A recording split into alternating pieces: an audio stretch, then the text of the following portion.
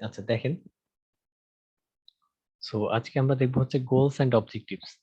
Goals কি মনে আছে, মানে কারোর কি মনে আছে যে গোলস অবজেক্টিভস কি? সেই আমরা হচ্ছে আমাদের ভিশন অ্যাচিভ করার জন্য আমরা কিছু কিছু মিশন অ্যাচিভ করতেছিলাম। সেই মিশনকে আবার ফুলফিল করার জন্য আমরা গোলস এন্ড অবজেক্টিভস গুলা কি ফুলফিল করতেছিলাম, ঠিক আছে? আচ্ছা একটা এক্সাম্পল দেই, তাহলে আমার মনে হয় ক্লিয়ার হয়ে যাবে। সো ধরেন গোলস আর অবজেক্টিভসটা হচ্ছে এরকম। ধরেন কোনো একটা ছেলে বা মেয়ে, ঠিক আছে, তার গোল হচ্ছে ডক্টর হওয়া। ঠিক আছে, তার গোল হচ্ছে ডক্টর হওয়া। ঠিক আছে, সো এইটা যদি গোল হয়, তাহলে তার অবজেক্টিভ গুলা কি কি হবে? তার অবজেক্টিভ, ফার্স্ট ফার্স্ট অবজেক্টিভটা কি হবে জানেন? যে জেএসসি তে ভালো একটা জিপিএ পাওয়া। পরের অবজেক্টিভটা কি হবে? এসএসসি তে ভালো একটা জিপিএ পাওয়া। তারপরের অবজেক্টিভ কি? এইচএসসি তে ভালো একটা জিপিএ পাওয়া।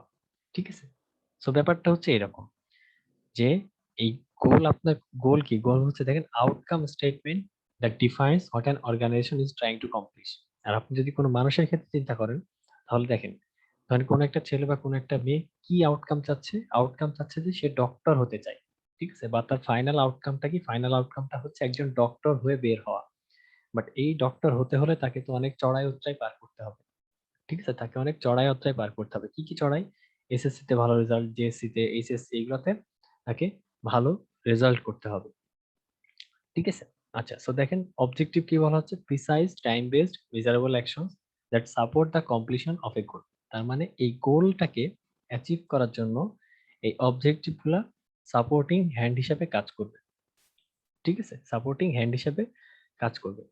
আর এখানে দেখেন বলা হচ্ছে যে precise and time based. Time based কেন বলা হচ্ছে? দেখেন যে আপনার এসএসসির টাইম, মানে এসএসসি, মানুষ এসএসসির জন্য কত বছর ধরে পড়াশোনা করে?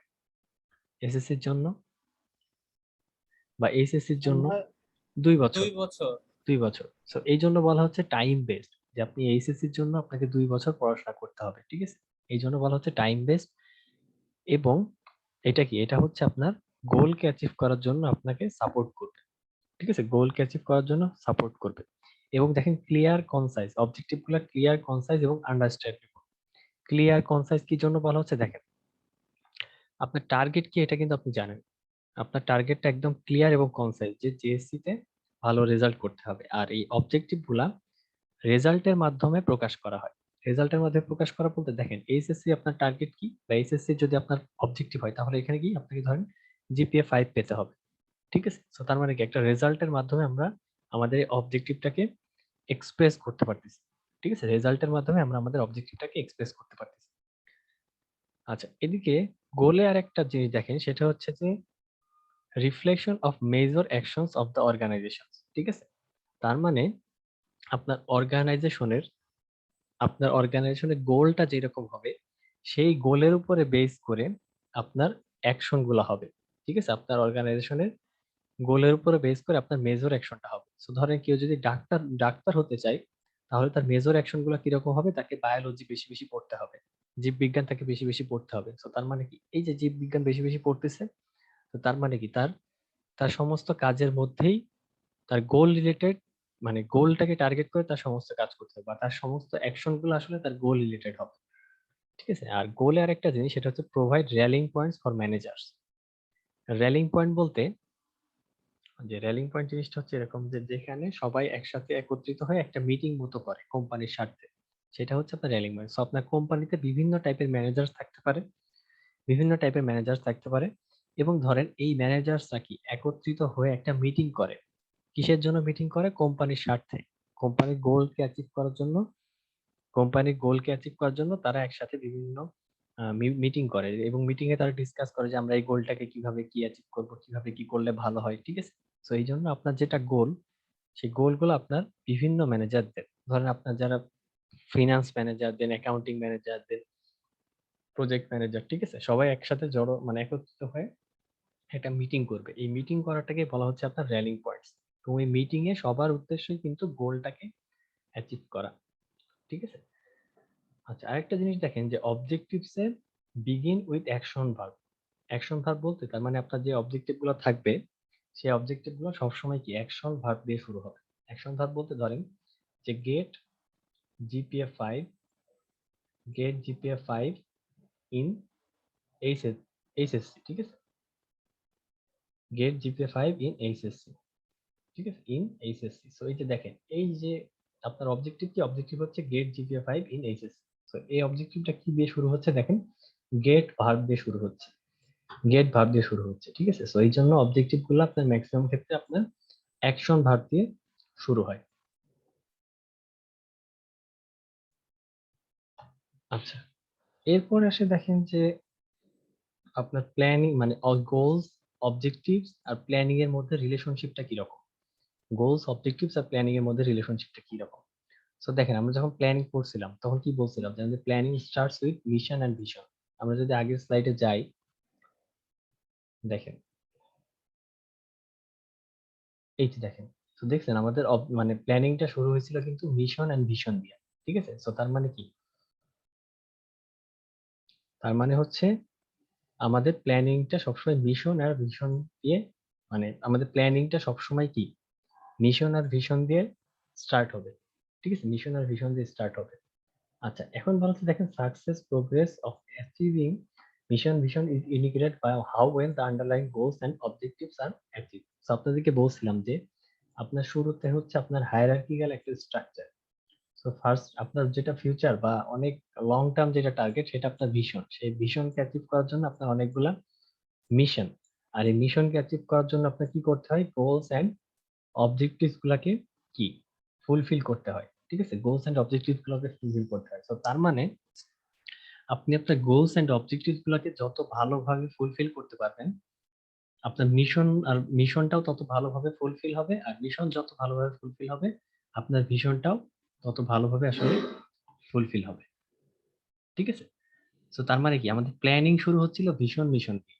তার মানে প্ল্যানিং এর মেইন পার্টটাই হচ্ছে আমাদের ভিশন আর মিশন, আর এই ভিশন আর মিশন কে অ্যাচিভ করার জন্য আমাদের গোলস এন্ড অবজেক্টিভস গুলাকে কি অ্যাচিভ করতে হয়। সো তার মানে কি এই জন্য প্ল্যানিং এর সাথে আমাদের গোলস এন্ড অবজেক্টিভস গুলা কিন্তু রিলেটেড, ঠিক আছে? গোলস এন্ড অবজেক্টিভস গুলা কিন্তু রিলেটেড।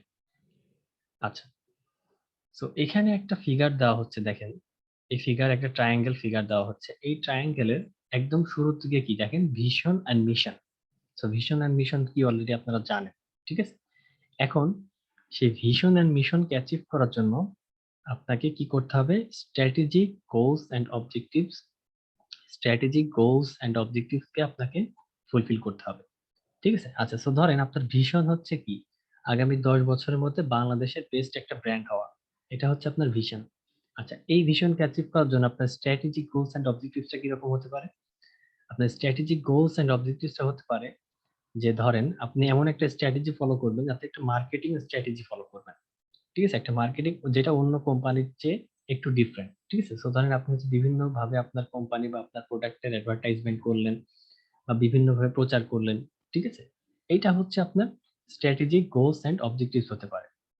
আর আপনার অপারেটিং গোলস এন্ড অবজেক্টিভস কি হতে পারে? অপারেটিং গোলস এন্ড অবজেক্টিভ হচ্ছে যেগুলো আপনার ফিল্ড লেভেলের গোলস এন্ড অবজেক্টিভস, যেগুলো আপনার ফিল্ড লেভেলের গোলস এন্ড অবজেক্টিভস। জিনিসটা হচ্ছে এরকম যে ধরেন আপনার কোনো একটা টিমে 10 জন কাজ করে, ঠিক আছে? এবং এরা ধরেন যে ফিল্ড লেভেলে কাজ করে, ঠিক আছে? এরা ধরেন ফিল্ড লেভেলে কাজ করে।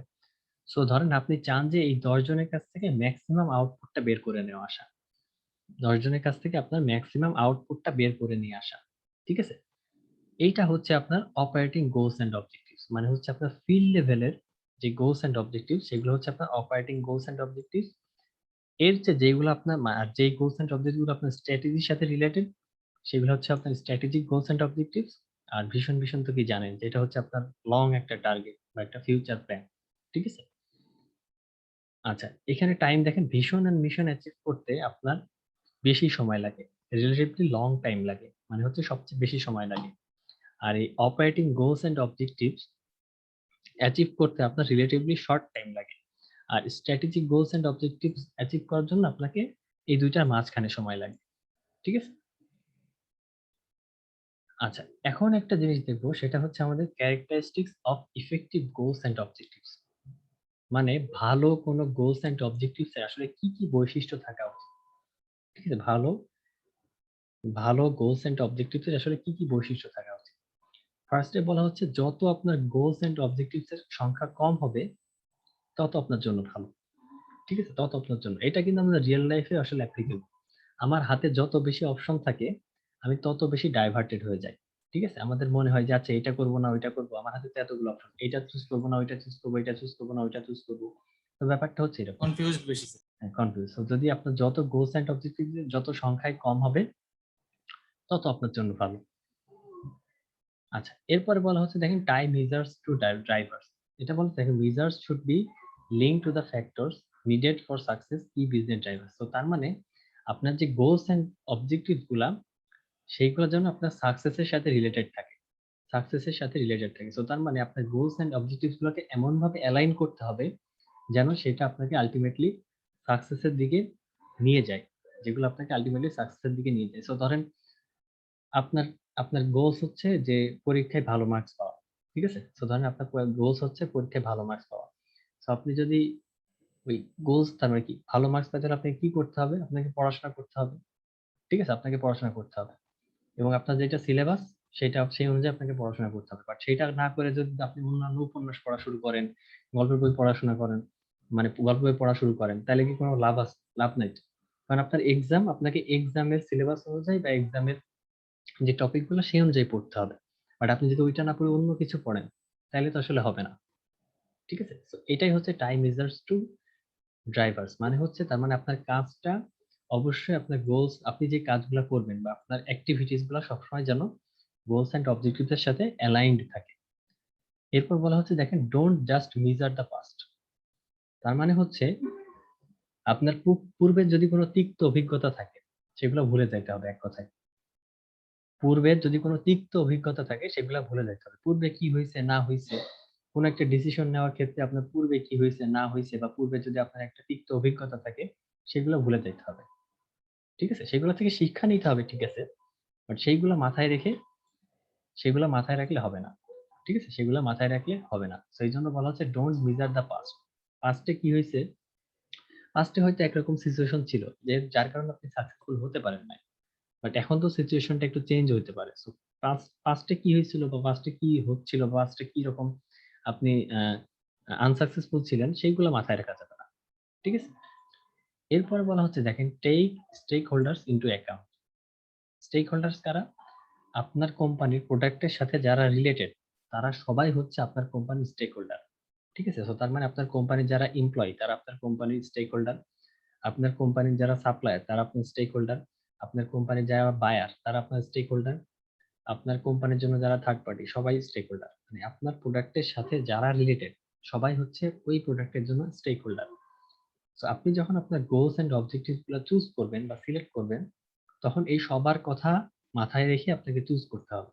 ঠিক আছে, শুধুমাত্র যদি আপনি আপনার প্রফিটের কথা চিন্তা করে গোলস এন্ড অবজেক্টিভ সেট করেন তাহলে কিন্তু হবে না। আপনার প্রোডাক্ট যারা কিনবে বা আপনার প্রোডাক্ট যারা সাপ্লাই করবে সবার কথা সবকিছু চিন্তা করে আপনাকে গোলস এন্ড অবজেক্টিভ সেট করতে হবে। ঠিক আছে, এরপরে বলা হচ্ছে দেখেন ক্যাসকেড গোলস ইনটু অবজেক্টিভস। এটার মানে হচ্ছে দেখেন আপনার গোল ছিল আর সেই গোলগুলো অ্যাচিভ করার জন্য আপনার কিছু অবজেক্টিভস ছিল। ধরেন অবজেক্টিভ 1, অবজেক্টিভ 2, অবজেক্টিভ 3। ঠিক আছে, সো এই ক্যাসকেড গোলস ইনটু অবজেক্টিভস এই কারণে বলা হচ্ছে যে দেখেন আপনার গোল যেরকম হবে আপনার অবজেক্টিভ গুলো যেন গোল অনুসারে হয়। অবজেক্টিভ গুলো যেন গোল অনুসারে হয়। ঠিক আছে, অবজেক্টিভ গুলো যেন গোল অনুসারে হয়। তার মানে যে ধরেন কোনো কারণে এই গোলটা আপনি চেঞ্জ করলেন। ঠিক আছে, ধরেন আপনার গোল 1 ছিল আর সেই গোল 1 এর জন্য আপনার অবজেক্টিভ গুলো ছিল O1, O2 আর O3। সো কোনো কারণে ধরেন আপনি এই গোলটাকে স্লাইটলি চেঞ্জ করে গোল 2 করলেন। কোনো কারণে স্লাইটলি চেঞ্জ করে আপনি গোল 2 করলেন। ঠিক আছে, সো তার মানে গোল 1 ছিল, গোল 1 এর অবজেক্টিভ ছিল O1, O2 আর O3। এখন আপনি চেঞ্জ করে এটা গোল 2 করলেন। ঠিক আছে, সো এখন এখন আপনার গোল 1 আর নাই। সো এই গোল 2 এর সাথেও যেন এই অবজেক্টিভ গুলার সামঞ্জস্য থাকে। ঠিক আছে, এই অবজেক্টিভ গুলোর সামঞ্জস্য থাকে। ঠিক আছে, সো তার মানে গোল 1 আপনি বাদ দিয়ে দিয়েছেন। ঠিক আছে, গোল 1 বাদ দিয়ে এখন গোল 2 করছেন।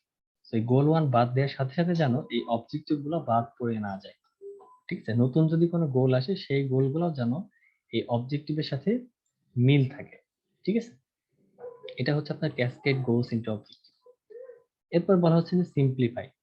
মানে হচ্ছে আপনার গোলস এন্ড অবজেক্টিভ যত বেশি সিম্পল হবে তত আপনার জন্য আসলে ভালো। ঠিক আছে? বেশি কমপ্লেক্স করার দরকার নাই। এরপর বলা হচ্ছে অ্যাডাপ্ট। অ্যাডাপ্ট এই যে একটু আগে যেটা বললাম যে ধরেন কোনো কারণে এই যে আপনি এটাই এক কাইন্ড অফ অ্যাডাপ্ট। ঠিক আছে? সো কোনো কারণে ধরে আপনার গোলটা চেঞ্জ হয়। সো ধরেন কোনো কারণে আপনি গোল 1 থেকে গোল 2 তে শিফট করলেন। ঠিক আছে? গোল 2 তে শিফট করলেন। সো কোনো কারণে যদি আপনার গোলগুলো চেঞ্জ হয়, সো অবজেক্টিভে যদি কোনো চেঞ্জ নিয়ে আসার দরকার হয়, কারণ কি? কারণ গোল 1 এর অবজেক্টিভ ধরেন O1, O2, O3। সো কোনো কারণে ধরেন আপনি গোল 1 চেঞ্জ করে গোল 2 করলেন। এই গোল 2 এর কারণে ধরেন আপনার এই O1 টাকে চেঞ্জ করবেন। ঠিক আছে? সো গোল 1 থেকে গোল 2 তে শিফট করার কারণে ধরেন আপনার অবজেক্টিভ গুলো একটু স্লাইটলি চেঞ্জ নিয়ে আসবে। সো সেই চেঞ্জ নিয়ে আসার মানে সেই চেঞ্জ থাকার মানে চেঞ্জ করার স্কোপটা রাখতে হবে। ঠিক আছে? চেঞ্জ করার স্কোপটা রাখতে হবে। আর লাস্টলি বলা হচ্ছে বেস অবজেক্টিভস অন ফ্যাক্টস। মানে হচ্ছে আপনি হচ্ছে যখন অবজেক্টিভ সেট করবেন তখন যেন ফ্যাক্টের উপরে ডিপেন্ড করে আপনি অবজেক্টিভ গুলো সেট করেন। মানুষ কি বলছে ধরেন হঠাৎ করে একজন আপনাকে এসে বলল যে আচ্ছা বাজারে তো এখন এই প্রোডাক্ট ভালো চলতেছে। ঠিক আছে? যে আপনার কোম্পানি কেউই না, যে কোম্পানি আপনার কোনো এমপ্লয়ি না, সে আপনাকে হঠাৎ করে এসে বলল যে বাজারে এখন এই প্রোডাক্টটা ভালো চলতেছে। সো আপনি উনার কথা শুনলে ওই প্রোডাক্টটা বেশি বেশি বানানো শুরু করলেন। ঠিক আছে? জিনিসটা যেন এরকম না হয়। আপনাকে যাচাই বাছাই করতে হবে। ঠিক আছে? আপনাকে যাচাই বাছাই করতে হবে। আপনাকে মার্কেটে যেয়ে দেখতে হবে যে আসলেই বাজারে এখন কোন প্রোডাক্টটা বেশি সেল হচ্ছে বা আসলে এখন মার্কেটের কি অবস্থা। ঠিক আছে? এগুলো নিজে যাচাই বাছাই করে রিসার্চ করে বের করে তারপরে আপনার অবজেক্টিভ গুলা সেট করতে হবে। আচ্ছা, এবার আসে হচ্ছে ডিসিশন মেকিং। ডিসিশন মেকিং এর আগে আহ আপনাদেরকে আমি একটা ডিসিশন মেক করতে দেই। ঠিক আছে? আপনাকে একটা ডিসিশন মেক করতে দেয়। ডিসিশন মেকিংটা হচ্ছে দেখেন মেকিং চয়েসেস এবং অল্টারনেটিভ কোর্স অফ অ্যাকশন। মানে হচ্ছে আপনার হাতে যদি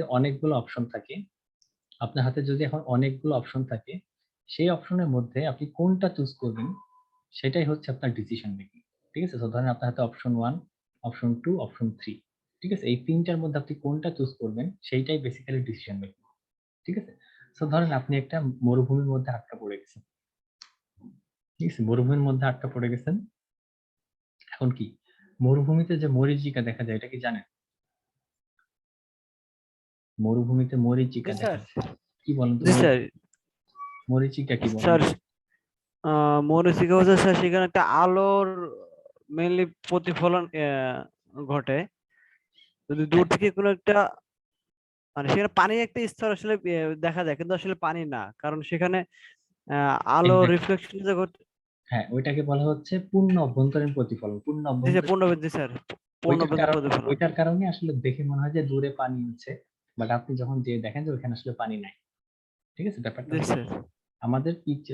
আমাদের বাংলাদেশের পিচ রাস্তায় অনেক বেশি গরম যখন পড়ে বা অনেক বেশি সানলাইট যখন থাকে তখনও কিন্তু মরীচিকা দেখা যায়। দেখে মনে হয় যে জি স্যার। পিচ রাস্তাটা ভেজা, বাট আসলে যে দেখা যায় ভেজা না। তো এরকম ধরেন জি আপনি স্যার। আপনি একটা মরুভূমির মধ্যে আলী সাহেব মনে করেন যে একটা মরুভূমির মধ্যে আটকা পড়ে গেছে। ঠিক আছে? আটকা পড়ে গেছে। আচ্ছা। সো মরুভূমির মধ্যে আটকা পড়ে গেছে। এখন ধরেন সে চারিদিকে শুধু মরীচিকা দেখতেছেন আপনি। যে একটু দূরে ছুটে, ছুটে যাচ্ছেন। দেখে মনে হচ্ছে পানি, বাট আসলে যেয়ে দেখতেছেন যে ওখানে পানি নাই। ঠিক আছে? সো এরকম বারবার মরীচিকা দেখতেছেন এবং আপনি মনে করেন যে প্রচন্ড পরিমাণে তৃষ্ণার্ত আরকি। আপনার অনেক পানির পিপাসা লাগছে। সো আপনি পানির জন্য ছটফট করতেছেন। বাট পাইতেছেন না। বাট অবশেষে ধরেন আপনার একটা আশার আলো আপনার মধ্যে জেগে উঠলো। কিভাবে? আপনি দূরে একটা বাসা দেখতে পারলেন। ঠিক আছে? একটা বাসা দেখতে পারলেন এবং ওই বাসায় দেখলেন ওই বাসার সামনে একটা টিউবওয়েল আছে। ঠিক আছে? একটা টিউবওয়েল আছে। আচ্ছা। সো টিউবওয়েলে আপনি এই টিউবওয়েল থেকে পানি তোলার চেষ্টা করলেন বাট দেখলেন যে টিউবওয়েলটা কাজ করে না। ঠিক আছে? টিউবওয়েলে পানি নাই। আচ্ছা, এবার আপনি বাসার মধ্যে ঢুকলেন। বাসার মধ্যে ঢোকার পরে আপনি একটা কলস দেখতে পারলেন। ঠিক আছে? একটা কলস দেখতে পারলেন, ধরেন একটা কলস দেখতে পারলেন। সেই কলসের ভিতরে যে দেখলেন যে অল্প একটু পানি। ঠিক আছে? সেই কলসের মধ্যে অল্প একটু পানি। ঠিক আছে? আচ্ছা, এখন খেয়াল করলেন যে হঠাৎ করে কলসের পাশে একটা চিরকুট রাখা আছে। ঠিক আছে? একটা চিরকুট রাখা আছে। আচ্ছা, সেই চিরকুটটা আপনি নিলেন এবং নিয়ে দেখলেন যে সেই চিরকুটে লেখা যে এই যে কলসে অল্প একটু পানি আছে সেই পানিটা ইউজ করে সেই পানিটা ইউজ করে তুমি টিউবওয়েল থেকে পানি তোলো, ঠিক আছে? তো এইরকম হয় না, এরকম দেখছেন কখনো যে টিউবওয়েলের উপর থেকে পানি দিলে জি স্যার। পানি জি যদি স্যার। না থাকে আবার পানি তোলা যায় কিন্তু, ঠিক জি আছে? স্যার, করা যায়। তো এই চিরকুটে হচ্ছে এটা লেখা, বুঝছেন? যে আপনি এই কলসের যে পানি, সেই পানিটা ইউজ করে টিউবওয়েল থেকে পানি তুলে আপনি আপনার তৃষ্ণা মেটাবেন, ঠিক আছে? তো দেখেন আপনার, কিন্তু আপনি মনে করেন যে প্রচন্ড পিপাসা, আপনার প্রচন্ড পিপাসা, আবার আপনি এটাও শিওর না যে যে অল্প একটু পানি আছে, সে অল্প একটু পানি ইউজ করে আপনি টিউবওয়েল থেকে আসলে পানি তুলতে পারবেন কিনা, এটাও আপনি আসলে শিওর না। তো দেখেন আপনার কাছে এখন দুইটা অপশন, একটা অপশন হচ্ছে হয় এই কলসের যে পানিটুকু আছে সেইটুকু মানে পান করে ফেলা, তাহলে কি আপনার তৃষ্ণা মিটে যাবে, অথবা এই কলসে যে পানিটুকু আছে সেটা ইউজ করে টিউবওয়েল থেকে পানি তোলা এবং তৃষ্ণা মেটানো। বাট এটা একটু রিস্কি, কারণ কি, কারণ হচ্ছে আপনি তো জানেন না যে এইটুকু পানি ইউজ করে আপনি আসলে টিউবওয়েল থেকে পানি তুলতে পারবেন কিনা। আপনি হলে কি করতেন? পানিটুকু পান করে আমি আহ, আমি হলে কি করতাম স্যার? কি করতেন? আমি টিউবওয়েল থেকে পানি তুলতাম, কারণ যেহেতু মরুভূমিতে আছি, আর যেহেতু পানি নাই, কারণ এই পানি পান করে তো পরবর্তী আমার আবার তৃষ্ণায় লাগবে, তখন তো আর কোনো উপায় থাকবে না। অ্যানিমেশন শর্ট ভিডিও আছে এরকম স্যার, একটা অ্যানিমেশন শর্ট ভিডিও আছে। এক্স্যাক্টলি। সো তার মানে কি এইটাও হচ্ছে কাইন্ড অফ একটা মানে, তার মানে কি গল্পটা আসলে এরকম ছিল যে সে আসলে এই পানিটা ইউজ করে এবং পানিটা ইউজ করে সে টিউবওয়েল থেকে পানি তুলতে সাকসেসফুল হয়, ঠিক আছে? So, এই যে দেখেন আপনার হাতে দুইটা অপশন, একটা অপশন পানিটা খেয়ে ফেলা, আর একটা অপশন হচ্ছে এই পানিটা ইউজ করে টিউবওয়েল থেকে পানি তোলা। সো এরকম যখন আপনার হাতে অনেক অপশন থাকবে, আপনার হাতে যখন অপশন থাকবে, সেই অপশন থেকে কোনো একটা চুজ করাকেই বলে হচ্ছে আপনার ডিসিশন মেকিং, ঠিক আছে? আচ্ছা, এখন বলা হচ্ছে দেখেন half of the decisions made by managers within organization fail. মানে হচ্ছে ম্যানেজাররা কোনো একটা কোম্পানি বা কোনো একটা অর্গানাইজেশনের যে ডিসিশন গুলা নেয় সেগুলার 50%ই আসলে আনসাকসেসফুল হয় বা ফেল করে, ঠিক আছে? আচ্ছা, এরপরে দেখেন বলা হচ্ছে decision may affect the lives of others and change the course of an organisation.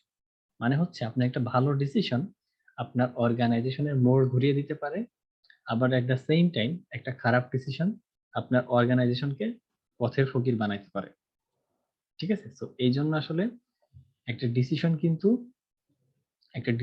আপনার অর্গানাইজেশনের কোর্সটাকে চেঞ্জ করে দিতে পারে। আচ্ছা, এখন বলা হচ্ছে যে আপনি ধরেন কোন একটা ম্যানেজার কোম্পানি বা কোন একটা টপ লেভেলের পজিশনে আছেন। এখন ধরেন যখন আপনি একটা ডিসিশন নিবেন, তখন আসলে ethical side of ethical point of view থেকে আপনাকে কিছু কোশ্চেন করতে হবে নিজেকে, ঠিক আছে? এথিক্যাল পয়েন্ট অফ ভিউ থেকে আপনার নিজেকে কিছু কোশ্চেন করতে হবে। ফার্স্ট কোশ্চেন হচ্ছে যে ইজ দ্য ডিসিশন ফেয়ার, ঠিক আছে? ইজ দ্য ডিসিশন ফেয়ার তার মানে আপনি যে ডিসিশনটা নিচ্ছেন সেই ডিসিশনটা কি ফেয়ার কিনা। ফেয়ার মতো ধরেন আপনি এমন একটা ধরেন আপনার কোম্পানিতে আপনার মামাতো ভাই চাকরি করে, ঠিক আছে? আপনার মামাতো ভাই চাকরি করে। আচ্ছা, সো আপনি এমন একটা ডিসিশন নিলেন যেই ডিসিশনটা শুধুমাত্র আপনার মামাতো ভাইকে বেনিফিট দিচ্ছে, ঠিক আছে? সো তার মানে কি যখন একটা ডিসিশন নিবেন তখন আপনাকে নিজেকে কোশ্চেন করতে হবে যে আপনি যে ডিসিশনটি নিচ্ছেন সেটা সবার জন্য ফেয়ার কিনা, সেটা সবার জন্য ফেয়ার কিনা, ঠিক আছে? এরপরে বলা হচ্ছে দেখেন will I feel better or worse about myself after I make this decision. So মাঝে মাঝে দেখবেন যে কোনো একটা ডিসিশন নেওয়ার পর বা ধরেন কোনো একটা খারাপ ডিসিশন নিলেন বা কোনো একটা খারাপ কাজ করলেন, সেই খারাপ কাজ করার পর দেখবেন নিজের মধ্যে মাঝে মাঝে খারাপ লাগে যে আমি এই কাজটা করলাম, এটা করা আসলে আমার ঠিক হয়নি। এরকম আমাদের সবারই মাঝে মধ্যে মনে হয়। সো একটা ডিসিশন নেওয়ার ক্ষেত্রেও এইরকম আসলে মনে রাখতে হবে, এরকম মনে করতে হবে যে আমি যদি ডিসিশনটা নিয়ে ফেলি আমার কি খারাপ লাগবে নাকি ভালো লাগবে, ঠিক আছে? তো যদি আপনার খারাপ লাগে ডিসিশনটা নেওয়ার পর, তার মানে ওই ডিসিশনটা ভালো না। আচ্ছা, এবার বলা হচ্ছে does this decision break any organizational rule. প্রত্যেকটা অর্গানাইজেশনের কিছু রুলস এন্ড রেগুলেশনস থাকে। সো আপনি যে ডিসিশনটা নিচ্ছেন সেই ডিসিশনটা কি অর্গানাইজেশনের রুলস এন্ড রেগুলেশনস কে ভায়োলেট করে কিনা এটা আপনাকে চেক করে দেখতে হবে, ঠিক আছে? এবার হচ্ছে does this decision break any laws. মানে হচ্ছে এমন কোন ডিসিশন নেওয়া আপনি যে ডিসিশনটা নিচ্ছেন সেটা কি আপনার ন্যাশনাল কোনো লকে ভায়োলেট করে কিনা। মানে হচ্ছে এমন একটা ডিসিশন নিলেন পরের দিন এসে পুলিশ আপনাকে থানায় ধরে নিয়ে গেল, ঠিক আছে? So, এটাও মাথায় রাখতে হবে যে আপনি যে ডিসিশনটা নিচ্ছেন এটা কোনো লকে ব্রেক করে কিনা। আর লাস্টলি আরেকটা কোশ্চেন নিজেকে করতে হবে, সেটা হচ্ছে how would I feel if this decision was broadcast on the news. মানে হচ্ছে আপনি যে ডিসিশনটা নিচ্ছেন সেই ডিসিশনটা যদি মানে মিডিয়াতে, এক কথায় মিডিয়াতে বা নিউজে যদি ব্রডকাস্ট করা হতো বা দেখানো হতো, আপনি কেমন ফিল করতেন? আপনি কি লজ্জিত হইতেন, নাকি আপনি অনেক প্রাউড ফিল করতেন যে আপনি অনেক ভালো একটা ডিসিশন নিয়েছেন? ঠিক আছে, তো তার মানে কি, একটা ডিসিশন নেওয়ার ক্ষেত্রে আপনার নিজেকে এথিক্যাল পয়েন্ট অফ ভিউ থেকে এই 5টা কোশ্চেন নিজেকে নিজেই আস্ক করতে হবে। আচ্ছা, এবার আসে হচ্ছে আপনার কি টাইপের ডিসিশন। দেখেন, ফার্স্ট হচ্ছে আপনার প্রোগ্রাম ডিসিশন, সেকেন্ড হচ্ছে আপনার non programme decision. So programme ডিসিশনটা কি? Simple and habitual. Simple and habitual. So এইরকম সিম্পল এন্ড হ্যাবিচুয়াল। আচ্ছা, সো ধরেন আপনি হচ্ছে আগামীকাল অফিসে যাবেন। সো অফিসে যাওয়ার সময় আপনাকে কি খুব বেশি মাথা খাটানো লাগে যে আপনি কি পরে অফিসে যাবেন? আপনি জানেন যে আপনি শার্ট, প্যান্ট, একটা জুতা পরে আপনি অফিসে যাবেন। সো আপনার কি খুব বেশি মাথা খাটানো লাগে যে প্রতিদিন সকালে আপনার কি আসলে এত চিন্তা ভাবনা করা লাগে যে আমি লুঙ্গি পরে যাব, নাকি ট্রাউজার পরে যাব, নাকি জিন্স প্যান্ট পরে যাব, নাকি কি পরে যাব? এত বেশি মাথা কিন্তু আপনার খাটানো লাগে না। ঠিক আছে? সো এই যেগুলো হচ্ছে এরকম সহজ টাইপের ডিসিশন, যেগুলোর জন্য অনেক বেশি আপনার ব্রেইন ইউজ করা লাগে না, সেগুলাই হচ্ছে আপনার প্রোগ্রাম ডিসিশন। ঠিক আছে? সেইগুলাই হচ্ছে আপনার প্রোগ্রাম ডিসিশন। স্যার যেই কাজগুলো আমরা রেগুলার করে থাকি। হ্যাঁ, যেই কাজগুলো রেগুলার করে থাকি বা যেই ডিসিশনটা নিতে গেলে আপনার আসলে অনেক বেশি মানে চিন্তা ভাবনা করা লাগে না। ঠিক আছে? সো আপনি জানেন যে অফিসে যাবেন। অফিসে যেতে হলে আপনাকে শার্ট, প্যান্ট, জুতা পরে যেতেই হবে। আপনি তো লুঙ্গি পরে যেতে পারবেন না। ঠিক আছে? আপনাকে কি এত ভাবা লাগে যে আচ্ছা লুঙ্গি পরে যাবো, নাকি শার্ট, প্যান্ট পরে যাবো, নাকি পাঞ্জাবি পরে যাবো? এত কিছু কি ভাবা লাগে আপনার? এত কিছু কিন্তু ভাবা লাগে না। দৈনন্দিন যেসব কাজগুলো করে থাকে ওগুলাই বোঝায়। হুম, জি স্যার, যেহেতু এই কাজগুলো রেগুলার করে থাকি এই জন্য ভাবতে হয় না। হ্যাঁ। কিন্তু স্যার নতুন একটা অফিসে গেলে ভাবতে হয় যে আসলে কি কি পরে যাব। আচ্ছা, তো তার মানে কি এই বর্ষাকালে একটু ভাবা লাগে তো। আচ্ছা, আর এই ডিসিশন গুলা আসলে কোনো মেজর কনসিকুয়েন্সেস থাকে না। মেজর কনসিকুয়েন্সেস থাকে না বলতে, ধরেন আপনি শার্ট প্যান্টের পরিবর্তে একদিন পাঞ্জাবি পরে গেলেন। তো পাঞ্জাবি পরে গেলে কি আপনাকে অফিস থেকে বের করে দিবে? এমন তো না আসলে। ঠিক আছে? সো তার মানে এই টাইপের ডিসিশন আসলে ঐরকম স্যার কোনো, আমরা তো যাচ্ছি।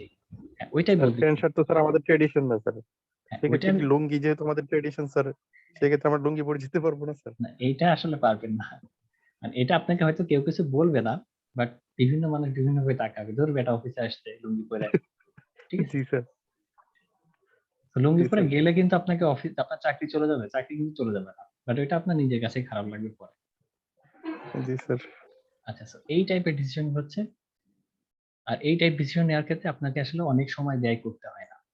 ঠিক আছে? আর এই টাইপ ডিসিশন গুলো আপনাকে মাঝে মধ্যেই নিতে হয়, যে আপনি এখন কি খাবেন এত চিন্তা ভাবনা করা লাগবে না। বাসায় যেটা আছে ওইটাই খেয়ে নিবেন, বা কি পরে বাইরে যাবেন, যেটা হাতের কাছে আছে সেটা পরে বাইরে চলে যাবেন। ঠিক আছে? আচ্ছা, নন প্রোগ্রাম ডিসিশন যেটা, সেটা হচ্ছে যেই ডিসিশন গুলোর ক্ষেত্রে আপনার আসলে অনেক বেশি চিন্তা ভাবনা করতে হয়। ঠিক আছে? অনেক বেশি চিন্তা ভাবনা করতে হয়। সো আপনারা যখন আপনাদের ধরেন কিছুদিন আগের কথা বা কয়েক বছর আগের কথা, যখন আপনি আপনার ক্যারিয়ার পাথ চুজ করতেছিলেন, তখন কি আপনারা বিভিন্ন ভাইদের কাছে বা বিভিন্ন দিক বিবেচনা করছেন না যে আসলে আমার সিএসসি পড়া বেটার হবে, নাকি ত্রিপলি পড়া বেটার হবে, নাকি অন্যান্য সাবজেক্ট? আমার কম্পিউটার মানে সফটওয়্যার ইঞ্জিনিয়ার হওয়া বেটার হবে, বা আমার লয়ার হওয়া ভালো হবে, নাকি ডক্টর হওয়া ভালো হবে? সো এইরকম ইম্পর্টেন্ট ডিসিশন গুলা, ঠিক আছে? ইভেন আপনারা কি অনেক অ্যানালাইসিসও করেন যে কোনটা জব পার্সপেক্টিভ ভালো, কোনটায় বেশি স্যালারি পাওয়া যায়, বা ভাইদের কাছ থেকেও শুনেন যে ভাই সাবজেক্টটা ইজি নাকি এই সাবজেক্টটা ইজি। সো অনেক অ্যানালাইসিস করা লাগে। ঠিক আছে? সো এই টাইপ ডিসিশন গুলো হচ্ছে আপনার নন প্রোগ্রাম ডিসিশন, যেখানে আপনার ক্রিটিক্যাল থিঙ্কিংটা ইনভলভ হয়। ঠিক আছে? যেখানে আপনার ক্রিটিক্যাল থিঙ্কিংটা ইনভলভ হয় এবং আপনি অনেক ইনফরমেশন গ্যাদারিং করেন বা অনেক অ্যানালাইসিস করেন যে কোনটা করলে আমার জন্য ভালো হয়, এটার মানে বেনিফিটস কি, এটার অ্যাডভান্টেজেস কি, এটার ডিসঅ্যাডভান্টেজেস কি। তো এইরকম অনেক ডিসিশন নিতে হয়। ঠিক আছে? এরকম অনেক ডিসিশন নিতে হয়। এইগুলাই হচ্ছে আপনার নন প্রোগ্রাম ডিসিশন। এগুলো হচ্ছে আপনার নন প্রোগ্রাম ডিসিশন। তো এই যে দেখেন, ম্যাকডোনাল্ড একটা মানে খাবারের একটা কোম্পানি আছে ইউএসএ তে। তারা হচ্ছে এরকম একটা ইম্পর্টেন্ট ডিসিশন নিছিল। ইম্পর্টেন্ট ডিসিশন হচ্ছে, হঠাৎ করে ধরেন আমেরিকাতে মানুষজন আসলে তাদের স্বাস্থ্য নিয়ে অনেক বেশি সচেতন হয়ে যায়। যে তারা মনে করেন যে ফ্যাট খাওয়া কমায় দেয়, সুগার খাওয়া কমায় দেয়। ঠিক আছে? সো তখন আসলে ম্যাকডোনাল্ড ভাবে যে আচ্ছা আমাদের যে ফুড গুলা, সেই ফুড গুলাতেও কি আমরা ক্যালোরির পরিমাণ কিরকম রাখবো বা ফ্যাট কিরকম রাখবো, ঠিক আছে। সো এটা একটা ইম্পর্টেন্ট ডিসিশন ছিল এই ম্যাকডোনাল্ডের জন্য। সো এইটা ম্যাকডোনাল্ডের জন্য একটা নন প্রোগ্রাম ডিসিশন ছিল। সো তারা আলটিমেটলি ডিসিশন নিয়েছিল যে হ্যাঁ, তারা তাদের খাবারে ফ্যাটের পরিমাণ এবং সুগারের পরিমাণ এবং ক্যালোরিজের পরিমাণ কমিয়ে দিবে, ঠিক আছে। সো এটার জন্য আসলে তাদের অনেক অ্যানালাইসিস করা লাগছে। সো এটা একটা নন প্রোগ্রাম ডিসিশন। আচ্ছা, মিটিং এর সময় শেষ হয়ে যাচ্ছে, একটু কাইন্ডলি সেম লিংকে রিজয়েন দেন।